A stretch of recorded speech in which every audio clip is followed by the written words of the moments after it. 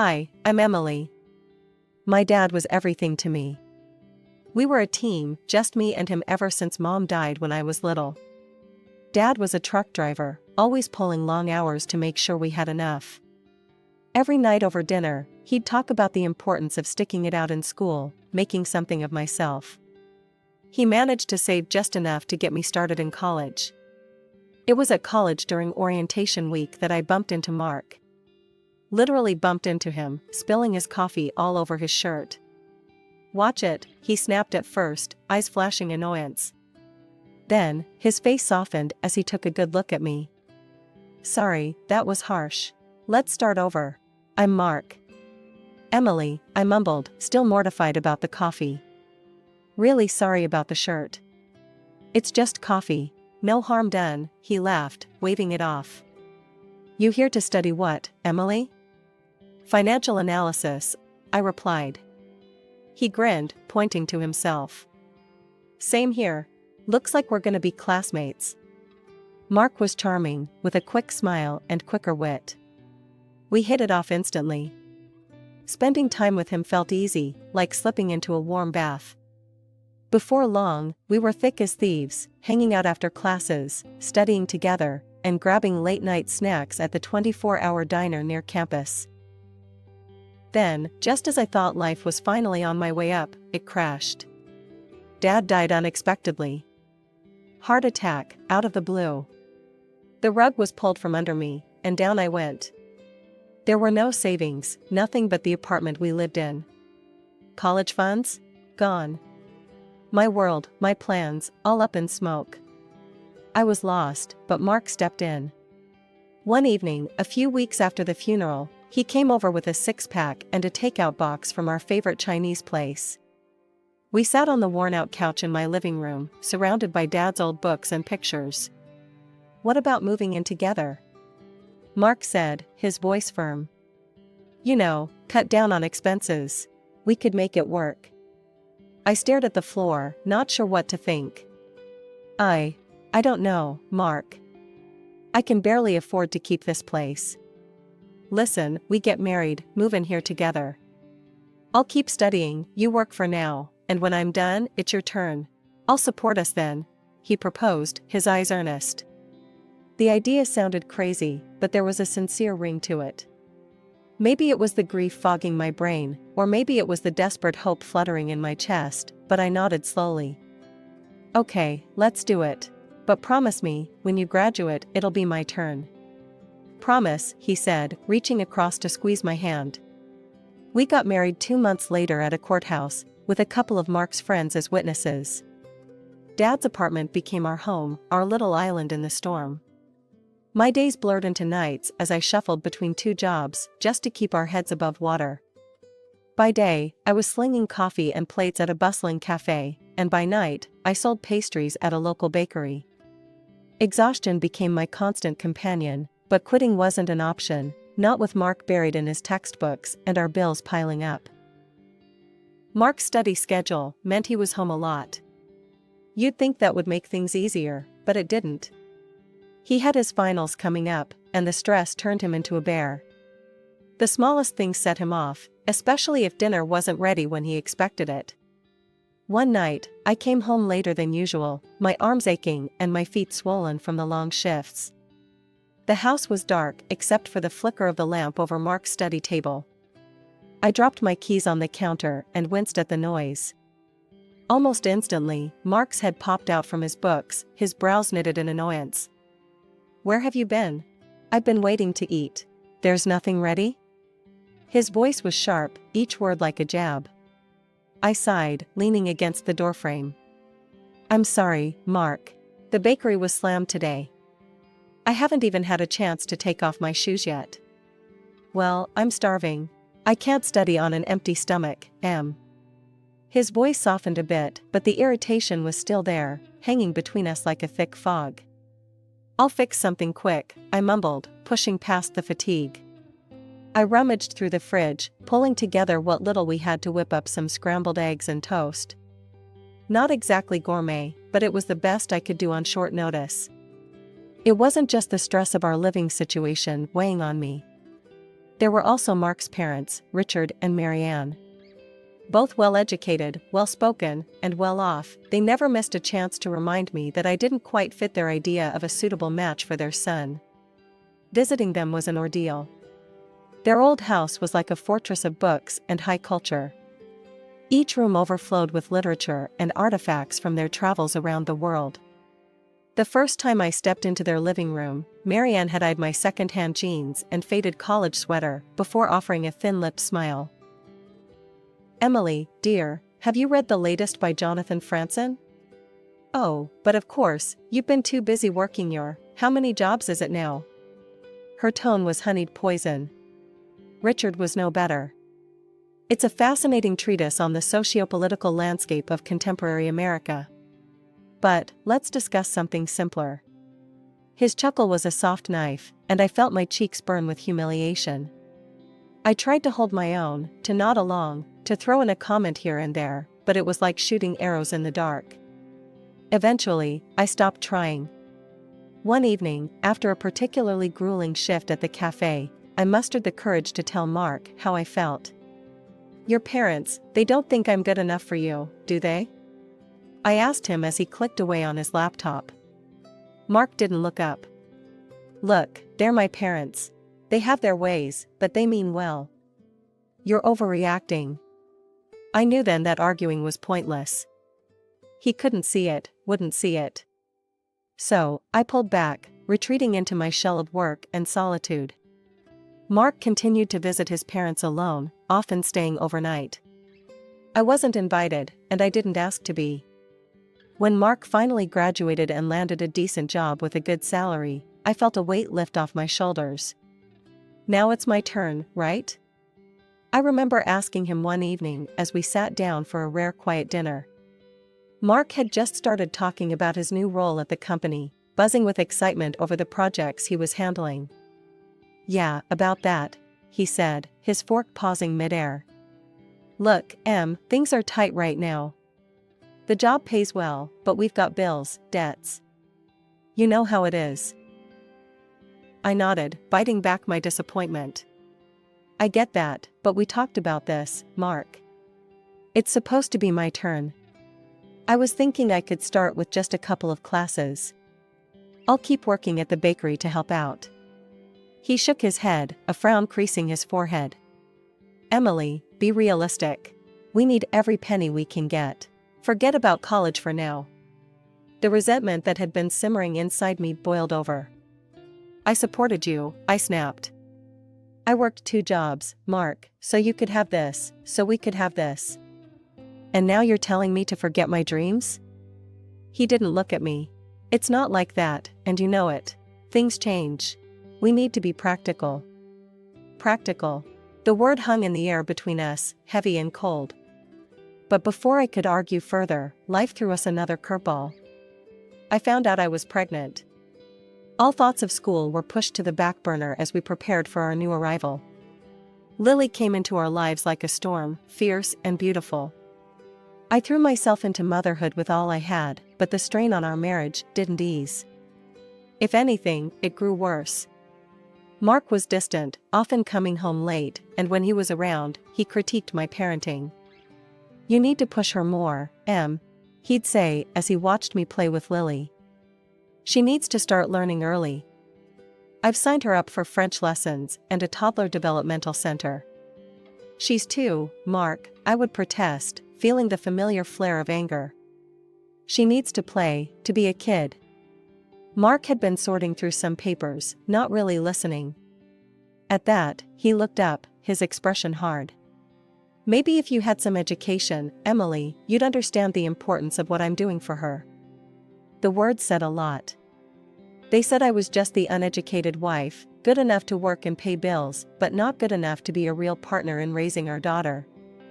When Lily turned 5, the gap between me and my family widened into a chasm. Mark's parents took it upon themselves to completely oversee her upbringing. They showed up at every school event, every concert, parading around as if they were the primary caregivers. Mark didn't just allow this, he encouraged it. It got to the point where he actually forbade me from attending school events.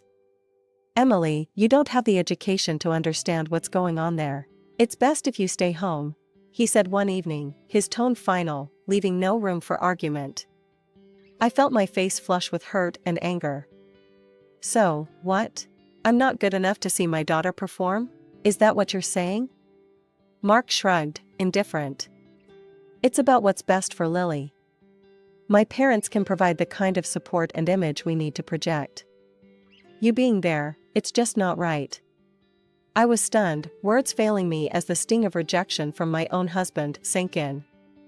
This wasn't just about me anymore, it was about our daughter, and the warped lessons she was learning about worth and family. Lily's behavior started changing too. She no longer saw me as an authority figure, much less a mother. When I asked her to tidy her room or finish her vegetables, she'd scoff and say, "Grandma says I don't have to listen to you." It broke my heart every single time. As Lily grew older, her disregard turned into embarrassment. One day, when Lily was about 13, she had friends over for a study group. I was vacuuming, lost in my thoughts about how distant our relationship had become. I turned the corner into the hallway, and there was Lily, her friends trailing behind her. Seeing me, she hesitated for just a second. Her eyes darted from me to her friends, and then, as if she'd made a decision, she said, "Oh, that's just the housekeeper." The words hit me like a physical blow. I stood there, frozen, as her friends nodded casually and followed her into the room. As soon as I was sure they were out of earshot, I rushed to the bathroom, tears streaming down my face. How had it come to this? How had I become a stranger in my own daughter's eyes? That evening, after Lily's friends had left and we were alone in the kitchen, I confronted Mark. "Did you know what Lily calls me in front of her friends? The housekeeper. That's what she thinks of me, thanks to you and your parents." Mark didn't even have the decency to look surprised. He just kept scrolling through his phone. "Well, what did you expect, Emily? You set yourself up for that by never pushing back. If she doesn't respect you, it's because you never demanded it." I stared at him, the man I had married, the man I had supported through college, and didn't recognize him. He was a stranger, one who valued appearances over family, image over substance. Turning 36 was supposed to be a fresh start, a chance to mend fences and rebuild the bridges. With that little hope, I booked a table at one of the nicer restaurants in town, a place where Mark and I once celebrated happier times. I even splurged on a new dress, something simple yet elegant, hoping to light up Mark's eyes like I used to. I came home that evening, the fabric of my new dress swishing softly against my legs, feeling a mix of nerves and excitement. "Mark, Lily, hurry up and get ready. I booked us a table for my birthday. It's going to be special," I announced, trying to inject some cheer into my voice. Mark looked up from his laptop, his face blank, while Lily didn't even bother to pause her video game. "Go out with you? In that?" Mark snorted first, and then Lily joined in, her laughter sharp and mocking. "What's wrong?" I frowned, looking down at my dress. "You think you look good? You look like a scarecrow," Lily scoffed, her words slicing through me. "I'm not going anywhere with you. You'll just embarrass us." "Yeah, let's not pretend we're some happy family. You're just an ignorant loser, Emily. What were you thinking?" Mark's voice was cruel, devoid of any warmth. The room spun a little, their words hitting like physical blows. "But I thought we could all have dinner together. Like a family," I stammered, my voice barely above a whisper. "A family? With you?" Mark laughed, cold and harsh. He thrust an envelope at me. Confused, I opened it slowly. It was a divorce application. "This is my final gift to you," he said, his tone final. I stood there, the paper shaking in my hands. This wasn't happening. It couldn't be. "We're moving out, Mom. To the nice part of town, with Dad." "There's no place for you there," Lily added, her voice echoing her father's disdain. "You can keep this old place." They packed their bags that night. I watched, numb and broken, as they hauled their belongings out of the apartment. Mark didn't look back, his steps never faltering. Lily followed him, her eyes avoiding mine, as if I were a stranger, not the mother who had cradled her, soothed her nightmares, and cheered for every little milestone. The door slammed shut, the sound echoing through the now empty apartment. I sank to the floor, my birthday dress crumpled beneath me, the divorce papers clutched in my fist. The tears came then, hot and unending, mourning not just the end of my marriage, but the loss of my daughter, my family, my whole world. The divorce was a brutal affair, stripped of any dignity or semblance of the love. When Mark sued for sole custody of Lily, claiming I was unfit due to my educational status and financial instability, the courtroom felt colder than any place I had ever been. Sitting there, the harsh lights of the courtroom felt like a spotlight, illuminating every failure I ever thought I had hidden. My in-laws were there, right beside Mark, united in their disdain for me. Richard, with his sharp suit and sharper tongue, didn't miss a chance to emphasize my inadequacies. She simply lacks the capabilities to provide Lily with the environment she needs, Richard testified, his voice smooth and confident. Her lack of education and refinement, quite frankly, it's not up to the standard a child like Lily deserves. Marianne nodded along, her agreement silent but palpable in the tight press of her lips.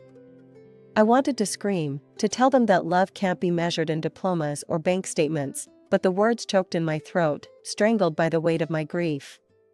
When it was my turn to speak, my voice was a mere whisper, barely audible even in the hushed courtroom. I have always done my best for Lily.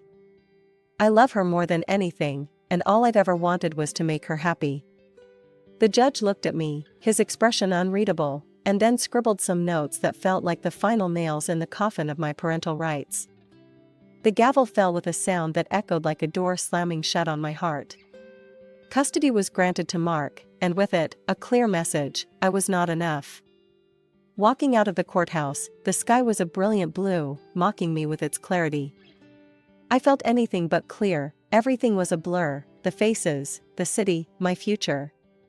But amid the chaos of my thoughts, a spark of defiance flickered to life. They thought I was done, that I would crumble, but I wouldn't give them the satisfaction. I turned to my old friend Sarah, who had come to support me at the trial.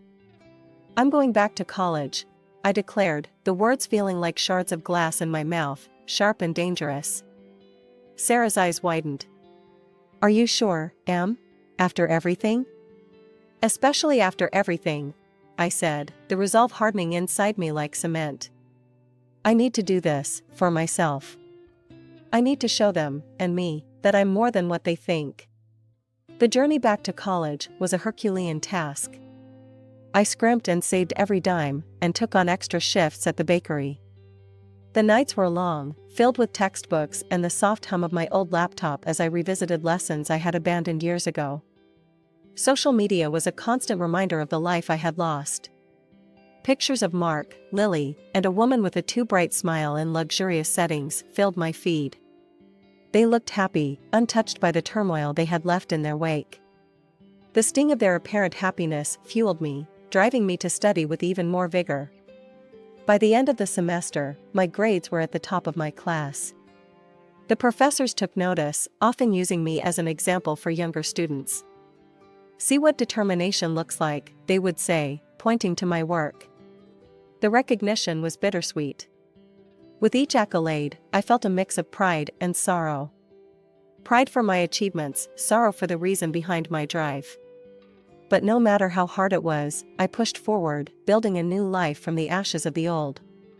Graduation day was a blur of pride and pomp, my name echoing in the auditorium as I walked across the stage, diploma in hand. My professors furnished me with glowing recommendations that opened doors I once thought permanently closed. I landed a job at a reputable financial firm. Starting as a junior analyst, I immersed myself in work, my life becoming a cycle of reports, meetings, and endless learning. Within 5 years, I was leading my own department, a testament to the relentless nights and skipped social outings. Life wasn't just about work, though. I bought a sleek, new car, one that hummed under my touch and gleamed under the city lights. My apartment, once a cramped space filled with reminders of a painful past, was traded in for a modern, spacious loft in a vibrant part of the city. I revamped my wardrobe, my new clothes sharp and empowering, each piece a reflection of the new me. I even changed my hairstyle, opting for a chic cut that framed my face with confidence. Then, one day, as I scrolled through job listings to see what the market was offering, I froze. There, in bold letters, was an opening for a department head at a familiar company. It was Mark's company. The irony wasn't lost on me. A wicked part of me buzzed with the thrill of the potential drama. I applied, driven by the desire to restore justice. The interview was a series of rapid-fire questions, my answers sharp and sure. The panel was impressed, and by the end of the week, I had the job. The head of the company, Mr. Clarkson, introduced me to my new team. Team, this is Emily. She'll be taking over as your new department head. I expect everyone to give her your full cooperation. The room was a mix of curious and welcoming faces, but one stood out, his expression unreadable, Mark. His shock was palpable, his eyes widening as he took in my transformation from the woman he once discarded to the boss he now had to answer to. After the introduction, Mark lingered, his pride obviously bruised. When we were alone with Mr. Clarkson, he couldn't hold back. Why her? I applied for this position. I have more experience with the company. Mr. Clarkson looked from Mark to me, his expression calm. Mark, while your familiarity with the company is appreciated, it's the broader expertise and strong leadership skills we need for this role. Emily brings a fresh perspective and a proven track record that you, frankly, haven't demonstrated. I suggest you learn from her. The words seemed to crush whatever pride Mark had left. He stormed out, slamming the door behind him with a force that echoed through the quiet office. I stood there, the ghost of a smile playing on my lips, not out of spite but out of satisfaction. After the showdown at the office, Mark couldn't handle the new dynamics. Within weeks, he resigned, his departure quiet but the talk of the office. I heard through the corporate grapevine that he struggled to find a similar position elsewhere. Things spiraled for him, and soon, the woman he was living with kicked him and Lily out, tired of his constant joblessness. They moved back in with Richard and Marianne, but it wasn't the comfortable retreat Mark had hoped for. The luxuries Lily was accustomed to were no longer sustainable, and even his parents couldn't indulge her whims as they once had. Reality bit hard, and Lily found it difficult to adjust to their changed circumstances. One afternoon, there was a knock on my new apartment door, the modern, spacious place I had made my sanctuary. I opened it to find Lily standing there, her eyes roaming over the chic decor and the city view that stretched behind me. "Wow, Mom, this place is amazing," she exclaimed, a whistle escaping her lips. "I guess I'll be staying here now." Her words hung between us, expectation thick in the air. I studied her for a moment, my heart aching with a mix of emotions. There she was, standing in my home, as if all the years of neglect and hurt could be wiped clean with a simple decision to move in.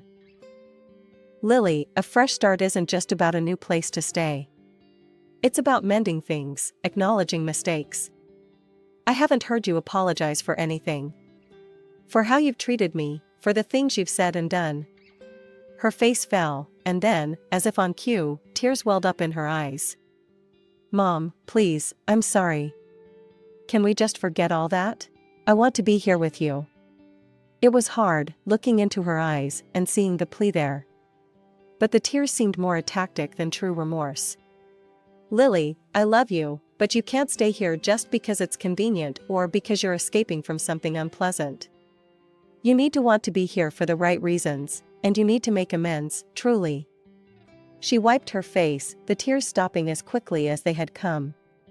"Fine. If you don't want me here, I'll just go." The months that followed were a testament to my resolve.